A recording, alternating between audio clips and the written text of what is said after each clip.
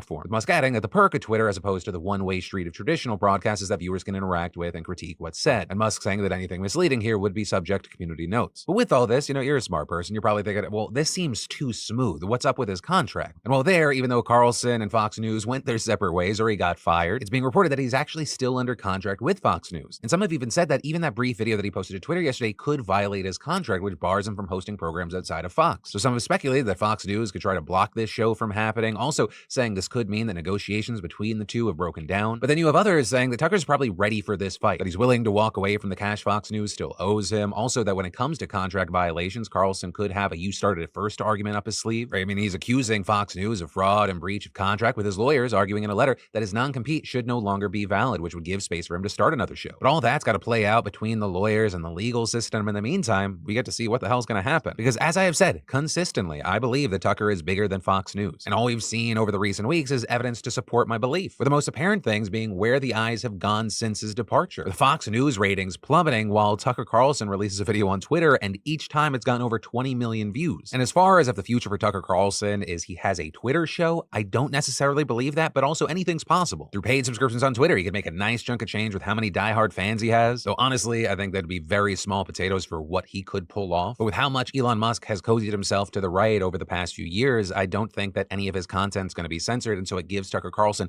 a fantastic middle ground to continue showcasing his numbers so he can get an even bigger deal or set something even bigger up, regardless of how true, or more importantly, how untrue the content he puts out is. But in the meantime, we're gonna have to wait to see what happens. That's the story, some of my predictions, and now I pass the question on to you. What are your thoughts here? And then, I love Taylor Swift fans because they are unapologetically unhinged. I mean passionate. And I say that with love. I married one of you. But I mention this because Taylor Swift has been at the center of rumors and conspiracy. And that's because there's this memoir that's scheduled to be released on July 9th by a mystery celebrity author, with publishers promising that this comes from someone with global appeal, even comparing it to highly anticipated memoirs released last year from people like Matthew Perry and Prince Harry. And something else that you may or may not know about Swifties is that they're like junior detectives, trying to read into clues about what Taylor might be doing next in her career. And so many saw this memoir news and they were able to get enough clues together to say, oh, this is Taylor's memoir. Right? It's getting released on July 9th, the date that she mentions in one of her songs and that she called specific attention to in a recent Instagram post. Also in her All Too Well short film, the character seemingly based on Taylor releases a memoir. Then on a much more conspiratorial front, tons of people also noted that the upcoming book is 544 pages and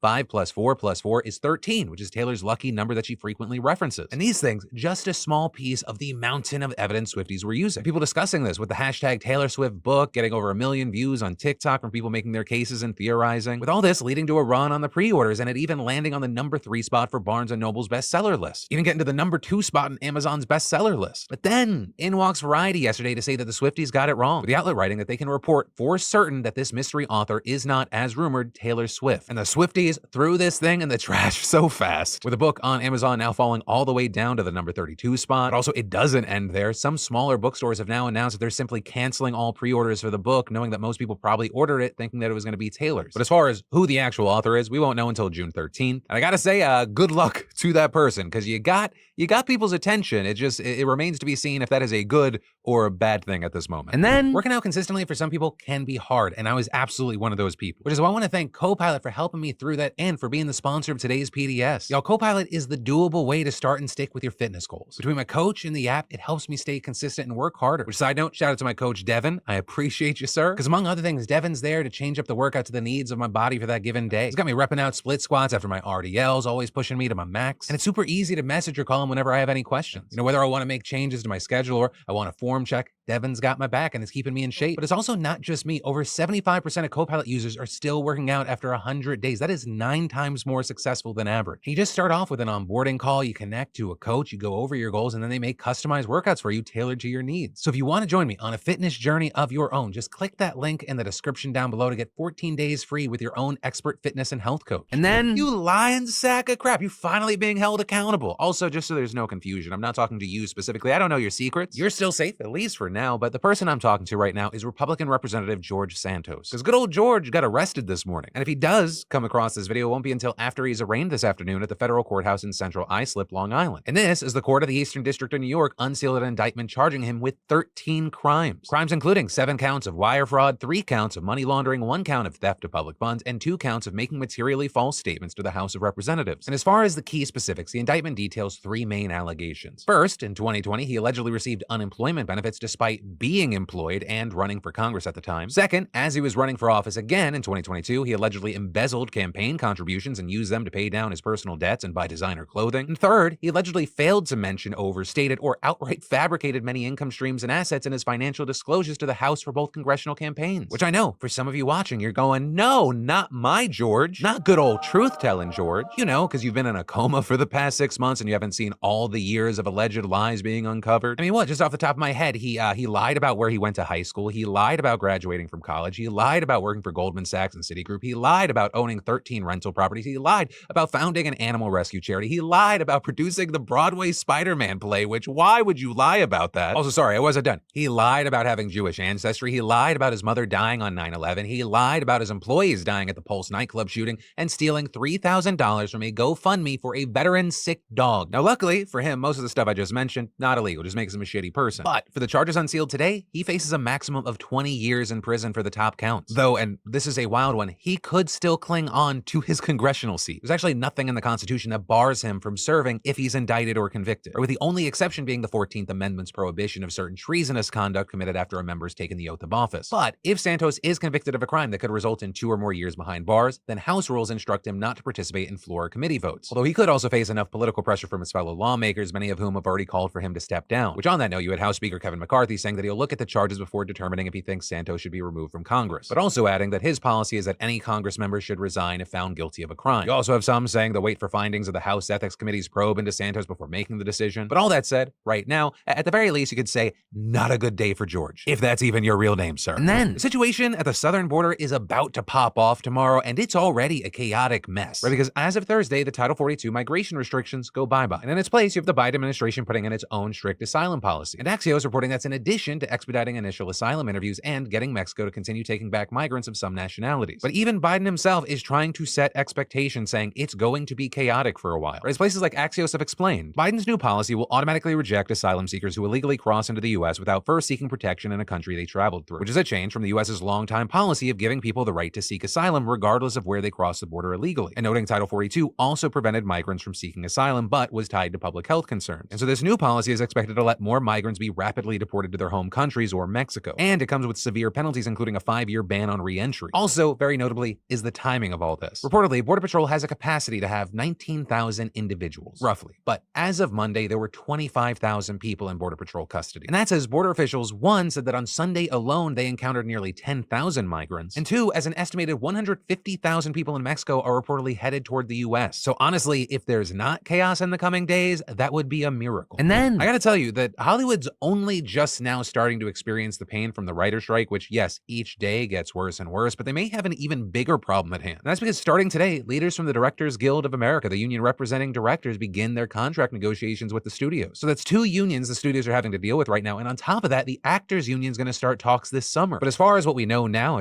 what do directors want? Well, like writers, streaming residuals are on the table. Though there, directors' concerns are much more focused on international streaming. They also want more data transparency, a boost in health plans and wage floors, protections for creative rights, and expansions for diversity initiatives and safety standards. But all that said, the timing here is key, because it's easy to see how this would give both writers and directors some boosted leverage. Because it's widely believed that a director's strike is far less likely than a writer's strike, but if they did pick it at the same time as writers, it would fully shut down all scripted productions with absolutely no wiggle room for anything to get made. So right now, the DGA is standing in solidarity with the writers, and as far as when we might see some sort of official change, the DGA's contract doesn't expire until June 30th, so in the event that a strike arises, it wouldn't happen until then. But then, of course, you got the Actors Union negotiations looming in the summer. I mean, we're looking at a possibly very consequential time here, especially as this week we had the news that SAG-AFTRA President Fran Drescher joined the picket line and said that this strike is a strike for everybody in the industry. And when asked about how this strike is impacting her ahead of SAG's negotiations, she said that the Guild is getting ready to prepare strategically for what's to come. But also, key thing, saying it is a different union that represents a very large umbrella of careers and adding. So it's a very big, complicated conversation.